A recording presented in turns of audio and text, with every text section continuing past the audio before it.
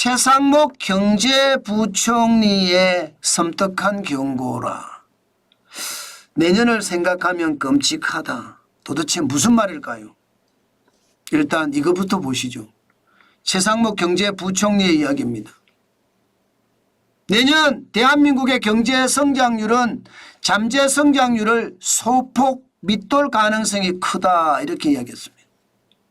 이 말은 여러분 대한민국의 자본이나 노동이나 총 요소 생산성을 총동원해서 성장할 수 있는 힘, 그 힘보다 낫다는 이야기잖아요. 와, 저는 사실 굉장히 충격을 받았습니다.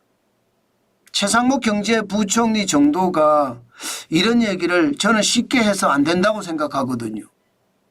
왜냐하면 말입니다. 경제를 더 비축시킬 수 있어요. 경제사령탑이기 때문에 말을 굉장히 아껴야 됩니다. 굉장히 아껴야 돼요. 될 수 있으면 경제를 전망하는 이야기나 아니면 환율에 전망하는 이야기, 정책을 펴는 이야기, 이런 이야기를 될 수 있으면 이렇게 전망하지 말아야 돼요. 현재를 이야기하는 것은 얼마든지 이야기할 수 있습니다. 그런데 미래를 이야기하는 것은 오히려 경제를 더 위축시킬 수 있거든요. 그렇기 때문에 하지 말아야 되는데 최상목 경제부총리는 이런 이야기를 자주 하는 것 같아요. 원달러 환율에 대해서도 그랬잖아요. 1,400원이 유노멀이 된다. 그 말이 터지자마자 달러들 다 샀어요. 달러들. 아마 대한민국에 조금이라도 경제에 눈을 뜨고 계신 분들은 최상목 경제부총리 그 말 때문에 달러 사신 분들 굉장히 많을 거예요. 그만큼 경제 지도자의 한마디는 굉장히 중요하기 때문에 진짜 조심해야 된다는 거. 그거 반드시 필요한데 이번에는 다시 내년 경제 성장률이 잠재 성장률을 소폭 밑돌다고 이야기하니까 이것도 한번 경제를 더 침울하게 만드는 그런 사태가 되지 않을까. 솔직히 저는 좀 걱정이에요. 내년에 나빠질 거는 분명해 보입니다. 정치적 혼란이 사회적 혼란으로 번져져 있는 상태다가 이게 경제적 혼란으로 갈 가능성이 높거든요. 게다가 미국의 상황도 트럼프 대통령이 1월 20일에 취임을 하면 이거 충격이 될 수도 있다. 이 생각도 충분히 할 수 있거든요. 설사 그렇다고 하더라도 현재까지만 놓고 이야기를 해야지 미래를 예측하는 이야기를 하면 안 됐다. 저는 그렇게 생각합니다. 자, 그러면 최상목 경제부총리가 잠재 성장률을 소폭 밑돌 거다 하는 이야기 한번 볼까요? 내년에 잠재 성장률은요. 지금 현재까지를 보면 지금 2% 정도입니다. 2%. 내년에 잠재 성장률이 2%거든요. 이게 한국은행에서 발표한 지표입니다. 한국은행이 2024년에서 2026년까지 잠재 성장률이 2%라고 했잖아요. 그러면 2%를 소폭 밑돌 거다. 소폭 밑돈다고 했으니까 얼마나 밑돌지는 모르지만 소폭 밑돌 거다. 현재까지 봐서는요.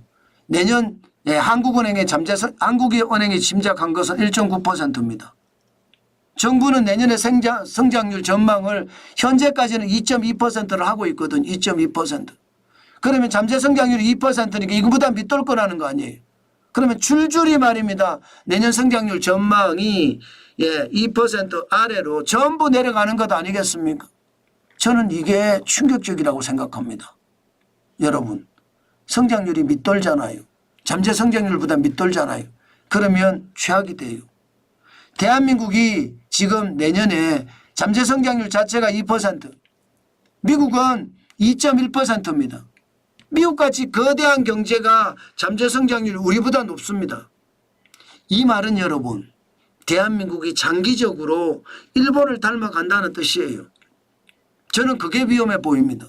일본 한번 보십시오. 2021년에 잠재 성장률이 0.7%였습니다. 0.7%. 2024년에 0.3%예요. 잠재 성장률이 0.3%면 실제 성장률은 0.3%가 올라가기가 쉽지 않거든요. 다시 말해서 장기 침체에 빠질 가능성이 굉장히 높다는 이야기입니다. 실제로도 한국은행이 예측한 잠재 성장률이나 성장률 목표를 보면 대한민국이 미래가 암울하다는 전망이 나옵니다. 2040년에서 2044년까지 대한민국의 잠재 성장률 0.7%잖아요. 2045년에서 2049년까지는 0.6%입니다. 대한민국이 미래가 없다는 이야기가 계속 나오는 이유거든요. 저는 최상목 경제부총리가 오죽했으면 이런 말을 했을까 그런 생각은 솔직히 좀 합니다. 본인의 실수라고도 저는 생각이 들지만 잠재 성장률이 소폭 잠재 성장률을 밑돌 거다. 우리 경제 성장률이 그렇게 이야기한 거. 결국은 말입니다. 결국은요. 지금 이대로라면 대한민국은 올해보다 내년이 더 힘들 가능성 굉장히 높습니다. 부진에 부진 거듭한다는 뜻이에요. 지금 정부에서는요.